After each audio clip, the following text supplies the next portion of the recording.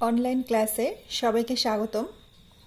আমি শাহজাদি স্বপ্না, প্রভাষক, প্রাণিবিদ্যা বিভাগ, সরকারি হরগঙ্গা কলেজ, মুন্সিগঞ্জ। সুপ্রিয় শিক্ষার্থীবৃন্দ, আশা করি সবাই ভালো আছো। আজকে আমরা পড়ব জীব পরিসংখ্যান ও গবেষণা পদ্ধতিবিদ্যার মধ্যে গবেষণা পদ্ধতিবিদ্যার একটি অংশ জিআইএস। তো জিআইএস কি এবং এর মেন জিনিসটা আমি দেখলাম যে নর্মালি বিগত কয়েক বছর জাতীয় ভার্সিটিতে এসেছিল যে জীববিজ্ঞান গবেষণায় জিআইএস এর ব্যবহার লিখো। তো সেই সম্পর্কে আজকে আমরা জানার চেষ্টা করব। জিস এর ইলাবোরেশনটা অ্যাকচুয়ালি জিস বলা উচিত না, তারপর বললাম জিওগ্রাফিক ইনফরমেশন সিস্টেম, অর্থাৎ বুঝতেই পারছি আমরা জিওগ্রাফিক অর্থাৎ ভৌগোলিক তথ্য ব্যবস্থা। তাহলে এই অর্থটা দেখে কিন্তু আমরা এই সম্পর্কে বেসিক কনসেপ্টটা নিতে পারি। 1854 সালে সোহো নামে একজন ব্রিটিশ সায়েন্টিস্ট এর সূচনাকারী হিসেবে তাকে ধারণা করা হয়। কারণ প্রথম তিনি দেখলেন এক সময় যে পানির পাম্পের কাছে যে সকল পানির পাম্পের পানিগুলো দূষিত, পরিবেশটা ভালো নয়, সেইখানে কলেরা রোগী বেশি। এবং এটা সে ভেবে দেখতে পেল যে বিভিন্ন জায়গায় সে পানির পাম্প নিয়ে এরকম একটা ম্যাপের মতো তৈরি করলো। এবং এর ফলে দেখা গেছে যে ডাক্তাররা বিভিন্ন ক্ষেত্রে যে ওষুধ প্রয়োগের মাধ্যমে এই রোগটাকে কমিয়ে আনতে বা কন্ট্রোলে আনতে এই জিনিসটার মাধ্যমে তাদের জন্য সহজতর হয়েছে। অতএব জিআইএস এর ইম্পর্টেন্স অনেক। আমার মনে হয় যে আমরা যে শুধু জীববিজ্ঞান গবেষণা না, যে কোনো গবেষণার ক্ষেত্রেই কিন্তু এর গুরুত্ব যথেষ্ট রয়েছে। তবে গুড চাইল্ড খুব সুন্দর একটা নাম সায়েন্টিস্টের, 1995। ওনার মতে উনি মনে করেন 1964 সালেই আধুনিক জিআইএস এর সূত্রপাত ঘটে। এখন জিআইএসটা কি, সংজ্ঞাটা একটু আমরা ক্লিয়ার করার চেষ্টা করব। ডিডব্লিউ রিহিন্ট 1979 মতে GIS is a computer system that can hold and use data describing places on the earth surface। অর্থাৎ এই সংজ্ঞাটা থেকে আমরা বুঝতে পারছি যে উনি বলতে চাচ্ছেন যে ভূপৃষ্ঠের যদি কোনো কম্পিউটার, জিআইএস কি একটা কম্পিউটার সিস্টেম, একটা কম্পিউটার সিস্টেমের মতো দ্যাট ক্যান হোল্ড সেখানে রাখা কি অ্যান্ড ইউজ ডাটা, অর্থাৎ সেই কম্পিউটার সিস্টেমটাতে কি বিভিন্ন তথ্য রাখা হচ্ছে এবং সেখান থেকে ইউজ করা হচ্ছে, এবং describing place on the earth surface, এবং কোন ভূপৃষ্ঠের কোন জায়গা থেকে সেই তথ্যটা সংগ্রহ করা হয়েছে সেই সম্পর্কে, সেই স্থানটা সম্পর্কে সেখানে নির্দেশ করা হচ্ছে। অর্থাৎ তাহলে কিন্তু আমরা বুঝতেই পারছি যে জিআইএসটাকে কি বলবো, আমরা গবেষণার জন্য যখন বিভিন্ন ইনফরমেশন বা ডেটা কালেক্ট করছি, সেই কালেক্ট বা ওগুলিকে বিশ্লেষণ করে ব্যবহার উপযোগী করে যখন এটা গোছানো হচ্ছে বা জমা করা হচ্ছে, তখন আমরা কি করব, এর সাথে সাথে ওই ডেটাগুলো কোত্থেকে কালেক্ট করা হয়েছে সেই পৃথিবীর সেই ভূপৃষ্ঠের স্থানটাকে সাথে আমরা সংযুক্ত করব। তাহলে এটাই মানে খুব সহজ ভাষায় যেই কাজটা আমরা যেখান থেকে করছি, যেখান থেকে নিচ্ছি, সেখানের সেই জায়গাটাকে চিহ্নিত করা বা জায়গাটার নামটা আমরা সাথে সংযুক্ত করে দেবো, সেটাই জিস। তাহলে বোঝাই যাচ্ছে যে জীববিজ্ঞান গবেষণায় জিআইএস এর ব্যবহার কি হতে পারে। গবেষণা কর্মে জিআইএস এর ব্যবহার আছে। জীববিজ্ঞান গবেষণায় আমি প্রথমেই বলেছি, মনে হয় যে শুধু জীববিজ্ঞান না, যে কোনো গবেষণার ক্ষেত্রেই কিন্তু জিআইএস এর ব্যবহারটা থাকবে। যেমন আমরা যদি বলি যে এখন যদি আমরা দেখি যে যখন আমরা বর্তমান সিচুয়েশনটা নিয়ে আমরা একটু আলোচনা করতে পারি, যে যখন করোনার প্রাদুর্ভাব দেখা দিল, প্রথম কোথায় দেখা দিল?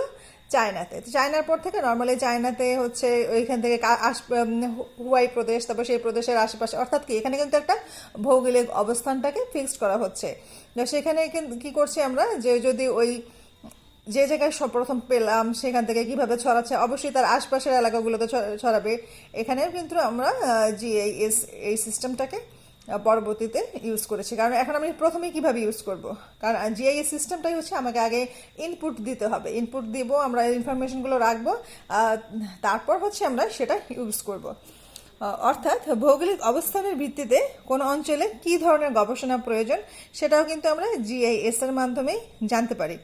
ঠিক আছে, কারণ যদি আমরা দেখি যে মরুভূমি কিন্তু ভৌগোলিক অবস্থানের ভিত্তিতে সেখানে যে ধরনের গবেষণা প্রয়োজন, সেখানে কিন্তু আমরা সামুদ্রিক প্রাণীকে নিয়ে গবেষণা করতে পারি না।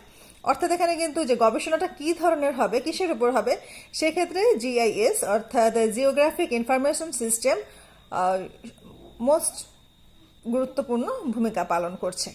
তারপর হচ্ছে কৃষি উন্নয়নে ও ভূমি ব্যবস্থাপনা ভিত্তিক জীববিজ্ঞান গবেষণায় জিআইএস এর ব্যবহার।